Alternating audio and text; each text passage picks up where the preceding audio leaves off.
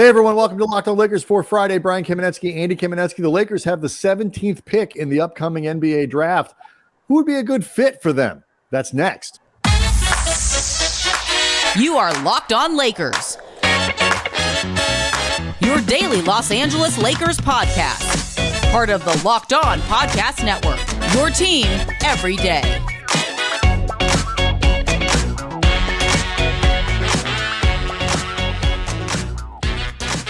Thanks to everyone for making Locked On Lakers your first listen of every day, Monday through Friday, no matter how or where you get your podcasts. It's always going to be free. It's never going to be behind a paywall. And Locked On Lakers on YouTube. That's where you can go to watch the show, hang out with over 17,000 Lakers fans, NBA fans, all itching to find out who the Lakers might take in this NBA draft coming up on the 22nd. Today's episode is brought to you by Bird Dogs. Go to birddogs.com/LockedOnNBA, and when you enter the promo code LockedOnNBA, they'll throw in a free custom Bird Dogs Yeti-style tumbler. It's the best kind of style of tumbler with every order. Andy, you and I often like to make the joke that there aren't really two people who follow basketball and the NBA who, for as long as we have and as closely as we have, that are as unplugged into the college game, into the draft game than us. If somebody wanted to troll us by inventing fake players and asking us about them, we would not know who is who. So with that in mind, we hope that our guest today, Rafael Barlowe, he is the host of the Locked On NBA Big Board podcast and the NBA Big Board newsletter, doesn't take advantage of us like that and make us look stupid on our own show. Rafael, thanks so much for coming on, man. We appreciate it. Yeah, anytime. I'm glad to be on, and I've been receiving messages all day about me being a guest on this podcast. So you guys have listeners all over the country, and so yeah, a little bit of pressure on me now because I got to deliver. Because oh no, they'll come after you. Yeah, be good. Yeah. Yep. So I want to start here. Like the Lakers have the 17th pick. They are reportedly going to, at least for the time being, going to keep it. You know, there's not been a ton of chatter that the Lakers would look to package this thing. Obviously, a lot can change in the 2 weeks or so before the draft actually arrives. But broadly speaking, when you look at this draft, you know, especially in the context of 17 and 47 in the second round, what kind of depth are we talking about? Because, like, you know, Wemby, Scoot Henderson, those guys don't matter to the Lakers. But in terms of the depth, the quality of player that you could get in the middle of the first round and then middle of the second round, what's available? What does it look like? I think it's a good class as far as finding guys that can be complementary players to stars that you already have. A lot of people are saying, "Oh, it's a strong class," and I mean, I think it's top heavy, but I think from maybe 5 through the lottery, I think that's fluid. That can be interchangeable. Give or take a few guys that may, you know, be locks to go in the top 6 or 7 or whatever. And then I would say from maybe 15 through 25 or 15 through 30, I mean, I think that's pretty fluid. I mean, there's some guys that if they go number 15, I wouldn't be surprised. If that same guy goes to 30, it wouldn't shock me either. So I think that it's a good class. But it's also a class where you're going to be able to find complementary role players in the middle of the first round and even late first round, probably even second round also.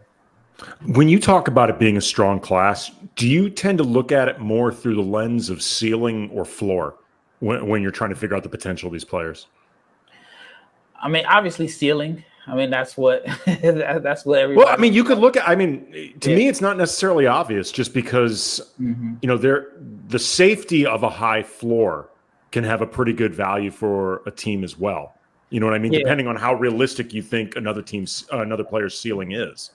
Yeah, I mean, I think most teams swing for upside anyway, and so I think some of the safer guys end up falling later on in the first round, and those are usually the guys that, you know, end up projecting to have good careers. But a lot of times teams are swinging for like this raw athletic guy that has this upside, and you're hoping that he's able to put it together. And like I said, the safer guys usually kind of fall.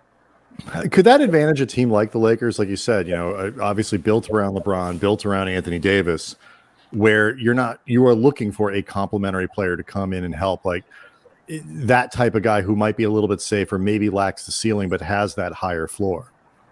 Yeah, I mean, if I were like in charge of the Lakers or whatever, and I understand like the value of upside, but I think there's a small window for like to put a championship contender. And I mean, even though LeBron might be able to play till he's like 45, I mean, he Father Time is slowly chipping away at him, but I mean, it's as slow as we've ever seen. But I would look for a guy that can come in and help like right now if I'm the Lakers. And I think they should be able to find some guys in this class that can, not necessarily be like a starter, but maybe someone that can crack their top 8 rotation, that can come in and maybe provide 10 to 15 minutes per game. Yeah, we'll get into some of the specifics, Rafael, during the show about guys that could be in the Lakers pick range and how you think they might be able to fit with. I agree with you, that timeline of they're going to be drafting somebody that can help now. They're not looking for projects. Right. Do you think, though, that there's a chance that the Lakers could be able to package that, might be able to get something for the 17th pick from a team looking to move up a little bit? Like they could end up taking, say, the 25th pick and getting a player in return for that 17. Like, do you think the difference between low teens versus high to mid 20s could be big enough or tangible enough in this draft that a team might be looking to move for it? Yeah, I think there's a few teams that will be looking to move up, and then there's teams like Indiana that has 3 first-round picks. Utah has 3 first-round picks, and maybe they're looking to consolidate. They may not be looking to bring 3 rookies into camp.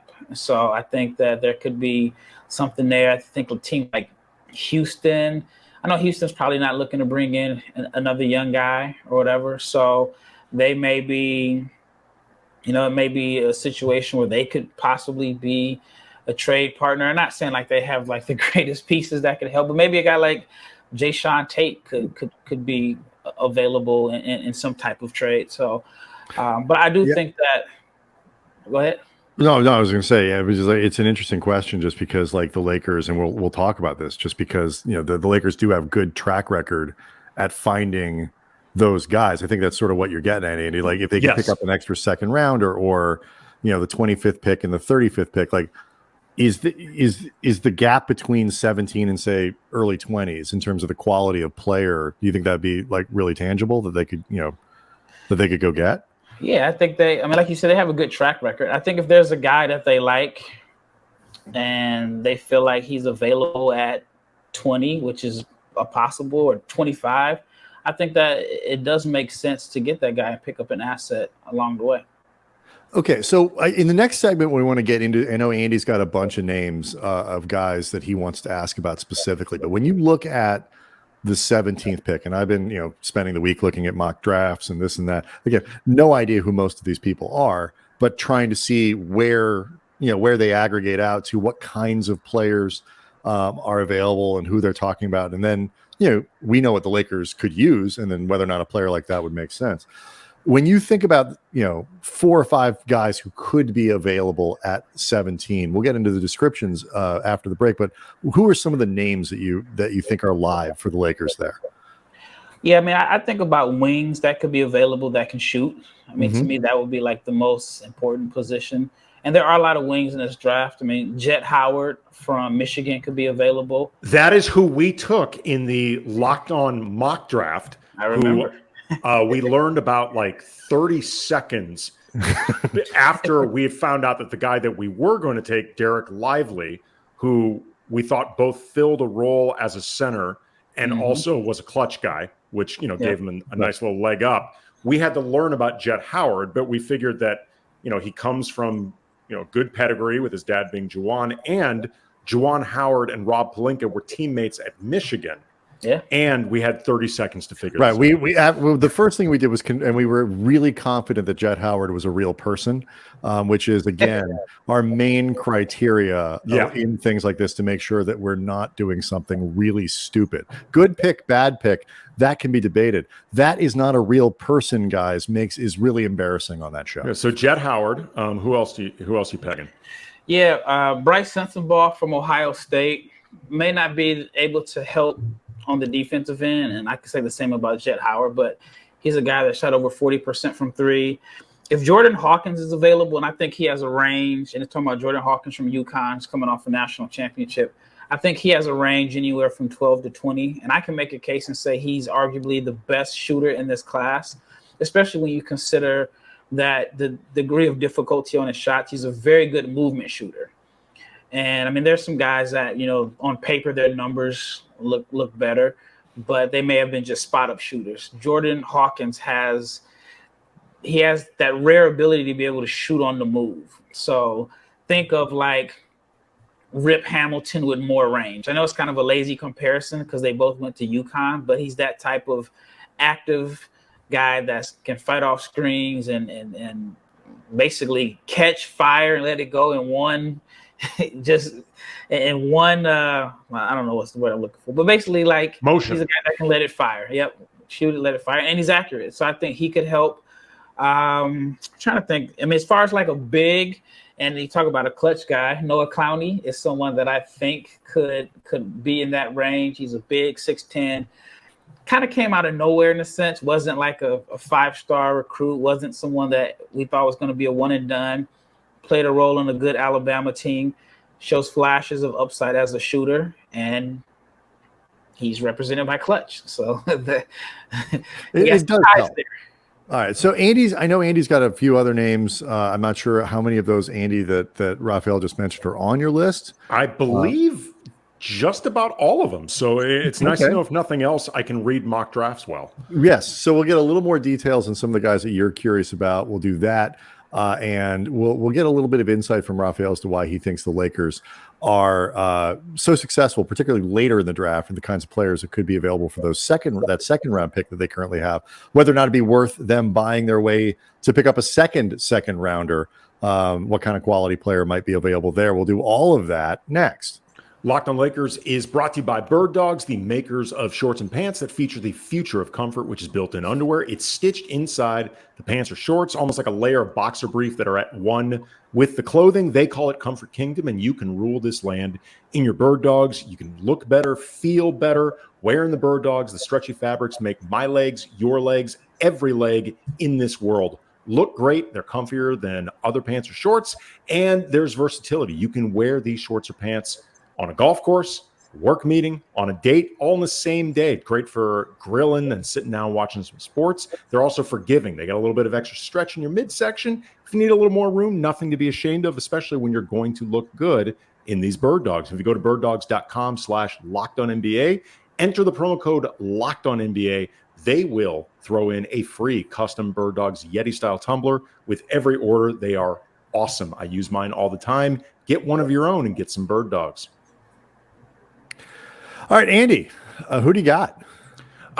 Some of the other guys, like I'd mentioned, Derek Lively, center from Duke, who seemed like a good fit for the Lakers in the sense that he's, at least from what I've read about him, Rafael, very good at running the floor. And the Lakers like to play with that type of pace. There's some belief that he could develop a good outside shot, or at least, good enough that he requires some guarding. You can have him out there taking that shot comfortably. He can be a disruptive shot blocker, a presence in the lane. And as I mentioned before, he's a clutch guy, which, all jokes aside, would probably make him on the Lakers' radar. But that a lot of people seem high on him. I've seen him on several mock drafts out of the Lakers' range at 17. Yes, he seems to be a guy who's kind of moving up a little bit. Would he be available at 17, do you think? I don't think so. I mean, I would take him in the top 10, and I think I'm probably in the minority there. But we're talking about a guy he has the size. He's an excellent shot blocker. What I like most about Lively is he played excellent defense all year despite never getting the ball. Like the old saying, if you reward your big with touches, he'll play hard, he'll rebound. And Lively did that. I mean, Duke's turnaround in the second half of the season, I think, was strongly directly related to Lively's impact on the defensive end. He had a game against North Carolina, I believe, where he had either 6 or 8 blocks or something like that, like totally dominated the game without scoring. And if he's on a team like the Lakers, where he's going to get rewarded with lobs, and he knows that if he runs the floor, somebody's going to find him. I think he could even add more on the defensive end. And so I don't think he'll be available, but I do think that he would be someone that could come in and really make an impact immediately, just because you're not going to give him the ball in the post and, expect to like him to dominate that way. But I think he can change a game with just his energy, his size, his shot blocking. And I mean, who doesn't want like another vertical lob threat and a guy that has the gravity as a rim roller to create open looks for your shooters? Well, hopefully 16 other teams don't want him, because based on that description, I think the Lakers do. That is why I targeted him before I ended up off the board. Another guy that I've seen come up, I was a little bit surprised by this because it's at a position that could theoretically be pretty filled. But Nick Smith Jr., a guard from Arkansas, the write-up I saw of him made it seem like the scoring potential is there, but what could really actually keep him on the floor with the Lakers as a rookie is that he might be able to play good enough defense to stay in a rotation. Is that what you're seeing so far? I don't know about that. I mean, he's a clutch guy also. So there's something. Seems like everybody's a clutch guy. Let's be honest. At this very point, successful Rafael, agency. Yeah, they have three guys that I think will be in the first round. The thing about Nick Smith, which is very interesting, is that coming into the season, a lot of scouts felt like he was the best player in college basketball. They thought he was a surefire top 5, at least top 10 pick. He missed a lot of time over the season with what they labeled as right knee management. And he would play a few games, miss games, play games, miss games, play games, miss games. So he never really had a rhythm, which I think really impacted like his role. Then Arkansas team didn't have spacing. So his numbers don't necessarily reflect the talent. I don't know if defensively he's able to come in and contribute and help, because he is thin. I think his offense is way ahead of his defense. He's a guy that like his bread and butter was like his floater, which ironically he was not efficient shooting the floater in college, but I think that was more so of a spacing issue. But he was one of the better shooters, this is a small sample size, off the catch. And he knocked down open jumpers off the catch. And I think that he is someone that he's probably going to fall to the late lottery range at best, and maybe even fall outside of the lottery. But whatever team gets him, if he's healthy, then you could end up getting a steal, because, again, he was, by most accounts, the number one college player in the country coming into the season, at least the number one prospect by a lot of different scouts.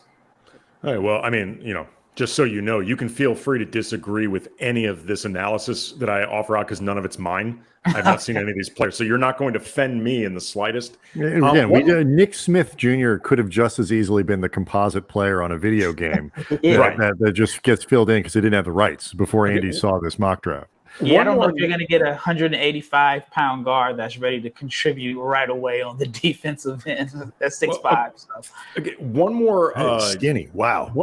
One more name that I've seen come up for the Lakers a couple times in drafts, which is a combo guard out of Michigan, Kobe Buffkin, which in a lot of ways I feel like it's unfair to this kid to be named Kobe, selected by the Lakers. That feels brutal.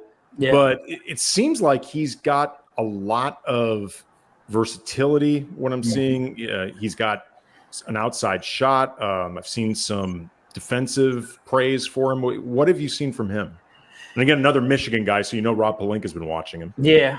He has an interesting story. He's one of the younger sophomores. There are actually freshmen that are older than him. So I think his teammate Jet Howard is older than him. So he wasn't on radars last year because he was a younger freshman. I think he only averaged like 3 points per game. So he's gone from 3 points per game as a freshman to someone that I think could also fall in the back end of the lottery. And what's interesting about Buffkin is when I do like my scouting reports, I break it down from strengths to areas for improvement. He is someone that's really solid all the way around. I don't want to go as far as saying that he's he's the most complete player in the draft, but he doesn't have like a glaring weakness. So, for example, Derek Lively, you can say his glaring weakness is he averaged 3 points per game. He needs to get stronger. You can say Jet Howard, he only averaged 3 rebounds per game, despite the fact that he's 6'8", 215, and defense is an issue. With Buffkin, that's only 3 more than Andy average. Yeah, 3 more than me. He's 5'8". Yeah, a little bit more than me. So, but he did have some ankle injuries that may have impacted lateral movement and how much he wanted to go down there and grab rebounds. But Buffkin, he shoots the ball at a respectable rate. According to my numbers, he was the most efficient finisher at the rim in this draft class. Shot 71% at the rim. So he's a good finisher in college. I know you guys say you don't watch college basketball, but there's no spacing in college basketball. It's like playing in a phone booth in a sense. And despite being slim, he's a great finisher.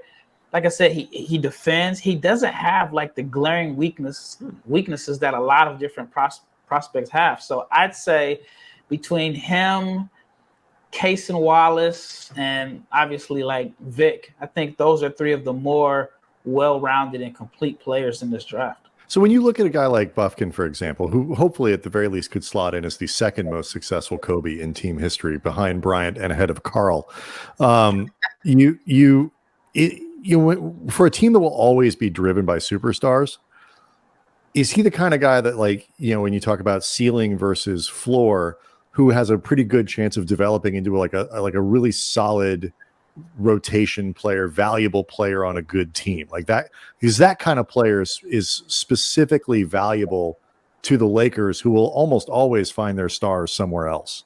Yeah. I mean, he's a guy. That's what I was thinking. Like, if he ends up being really good, then it's great. Perfect. You package him and whatever for the next disgruntled max player that wants to come. Rafael's already trading Kobe Buffkin. Wow. I was even thinking like they could actually keep him and he could become a useful player on a good team. But you're right. Those types of guys don't seem to last very long in LA. Yeah, I mean, they turn into all-stars on their second or third team, but all right. So I want to ask you one more question about potential players who might fall into the Lakers' lap as this night goes on, and teams and players kind of jump up the board in the last couple weeks before the draft starts. Also want to get your opinion, Rafael, on what teams value now in the draft and what they're looking for specifically as it goes on, outside the lottery into the second round. So more with Rafael Barlowe, host of the NBA Big Board podcast. That's coming up next.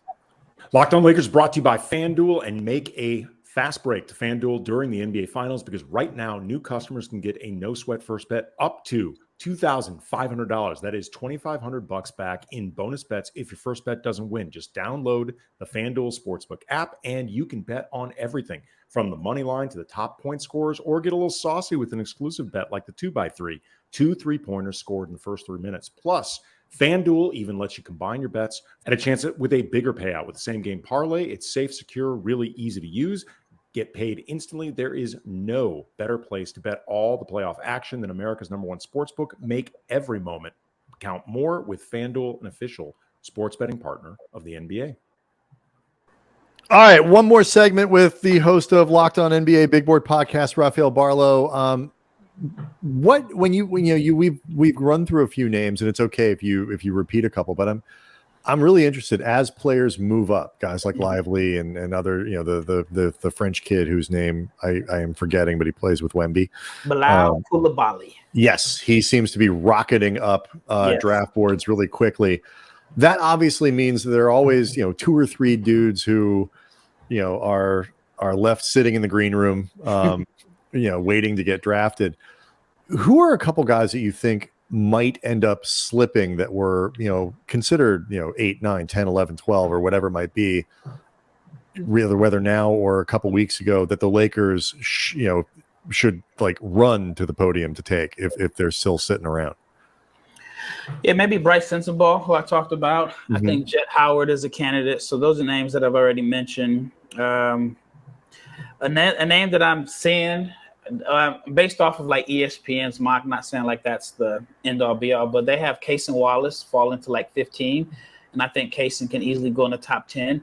If he ends up falling in that range, I mean, that would be still, he's the best defender as far as wing defender in this class. I don't know if he falls that far, but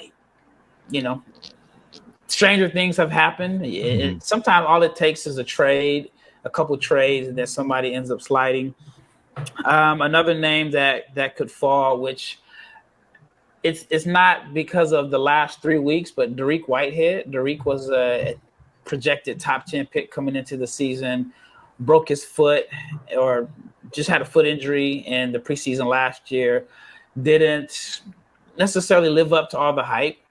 And similar to Lively had an injury before the season, also at Duke. But Whitehead is a guy that everybody loved coming into this season. He played at Montverde, which is like the high school that has produced so many really good NBA players, from Ben Simmons. Well, Ben Simmons before Ben Simmons became what he is today.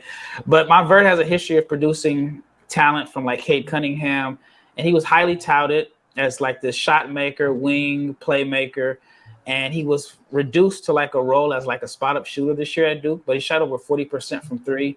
And he's just had like his second foot surgery. So that could be a major reason why he falls. So for example, if the Lakers feel like, oh, that 17 is too high to take him, but they trade back 5 to 10 spots, he could be available. And like I said, what I like about him is that he shot the ball well in this role that he wasn't expected to play. He was expected to have a lot of on-ball reps and turn into a spot-up shooter that made shots. So, it's interesting when you say that, because and I guess it gets to a little bit of what I wanted to ask, but like, what do successful teams, you talk about, guys who get to college and they're, maybe expected to do one thing and they're used in a different way. And so that impacts their stats. It impacts, how they perform at the collegiate level. We all know that certain programs can be kind of restrictive in terms of allowing different players to show the full range of their talents. What do the best NBA teams do in terms of understanding the way that context impacts this stuff? Is it through the workouts? Is it through scrimmages? How do the teams that are really good at this cut the Lakers cut through some of that contextual noise to pick guys who can fit what they need to do at the NBA level versus being successful or maybe less successful than expected at the collegiate level? Oh, man. I'm trying to think of the best short answer. And I would say maybe trusting their gut and not drafting what the consensus says draft. And I've heard someone say that, like, for example, if John Doe is projected to go 10, and if he goes 10 and he fails, then everybody would have made that mistake. But if he was projected to go 10 and you take him at 3 and he fails, then you lose your job. So with that being said, one of the things I think that the Lakers, other than Lonzo Ball, I felt like they kind of went with the consensus there or whatever. But the Lakers haven't really, they've trusted their gut and they've trusted their scouting. And the best example recently is just Austin Reeves. Austin Reeves is a guy, even though they didn't draft him, but they did their homework. They saw that he was a good shooter at Wichita State early in his career, his freshman year. He did not shoot the ball like efficiently from 3 at Oklahoma. But to me, I'm assuming they went back, did their research. So, all right, at Wichita State, he was a spot-up shooter. And then he had a more difficult role as like a shot creator at Oklahoma that it impacted his percentages. And they work out an agreement. He comes, and now he's a shooter. Like, the knock on Austin Reeves was he could not shoot. And I'm a big Austin Reeves guy because, 3 years ago when I started my podcast, he was the only player that would come on my podcast and do an interview with me. So I'm definitely rooting for Austin long term. But to me, that's just an example of the Lakers really doing their homework and going over a full body of work, as opposed to just maybe looking at the numbers and not putting context into why a guy's shooting percentage from 3 may have been lower than someone that is being labeled as a shooter. Last question I have for you, Rafael, and it got me thinking a little bit just in terms of the Lakers, their success picking in the second round, or a guy like Austin Reeves, undrafted. When you mentioned Kobe Buffkin and being young, when the Lakers took Max Christie, he was a young freshman. Like, he wasn't just a one and done. He was a young one and done. And he showed some flashes of potential this year. What was your impression of Max Christie? I guess, heading into this year's draft? And what do you see as his potential in the NBA? And I ask because I think the Lakers are at least potentially earmarking a role for him next season when he still would be a pretty young player. Yeah, they went on upside, which is something I probably wouldn't have guessed the Lakers would do, is take somebody that young and just bet on the upside down the line. I would have assumed that they would have taken somebody that they felt like was ready to come in and contribute right away. But from what I heard last year, and I wasn't as high on Max Christie as others, but I know last year during the pre-draft process, I talked to a friend of mine that worked for a team, and he was in his workouts, and he said Max Christie had the best workout out of all the players they brought in. And he said if he were in charge of his team's draft, he would have taken him in the top 20, even though the numbers at Michigan State didn't necessarily suggest that he was a top 20 pick. So I'm not too surprised by his success and why the Lakers are high on him, because from everything that I heard last summer, he was really good, but I also heard that other teams may have been worried about selecting him so high because they thought, okay, maybe he's a workout wonder. But it seems to me like the Lakers understood, okay, he was a young freshman, and college basketball is getting older. I mean, there's a guy playing for Memphis that's like 26 years old. So college basketball is getting younger, and I do think that you have to factor in that, you know, an 18-year-old freshman may not have the best numbers, like Kobe Buffkin, for example, 3 points per game last year. He plays with his normal age, and he's a sophomore, has a year of experience over the other freshmen in his class, but he was really productive. So with all that being said, I know that was a long answer. If Max Christie stays in school as a sophomore, I'm thinking he's probably a lottery pick, and he's not in the Lakers' range last year. That's exactly what they would want to hear from that pick, and that's sort of how they described it. I remember when Rob Pelinka described that pick, they said, you know, if he's in college for 2 years, we can't get him next year. Yeah, there's another guy I want to add that I think. Oh, sure. Gigi Jackson, and if I'm not mistaken, I think he has a workout coming out with the Lakers pretty soon. He is someone that I'm high on. I know a lot of people are just kind of iffy on him, but he started off college basketball at 17 years old. Oh, wow. He's only 18 now. He's only eligible for this draft because he was born 14 days before like the deadline. If he was born 2 weeks later, he wouldn't even be old enough to be in this draft. He averaged 15 points per game, 6 rebounds at South Carolina, played in the SEC. Big kid, 6'9", 215. Can handle the ball as a shot creator. The efficiency numbers aren't there. A lot of people may be concerned about his maturity because he went on like Instagram Live after a game and kind of complain. Not necessarily, well, I guess you can say he complained, but he was just answering questions and saying like the team doesn't look for him in late shot clock or late game situations. So that kind of led to people questioning his maturity. But he was the number one player in his high school class before he reclassified. So I think that if, let's say, the Lakers take him at 17 or they trade back and get him at 20, you're getting the number 1 or number 2 pick in the 2024 draft. And I think 2024 class is weak. I think it's really weak.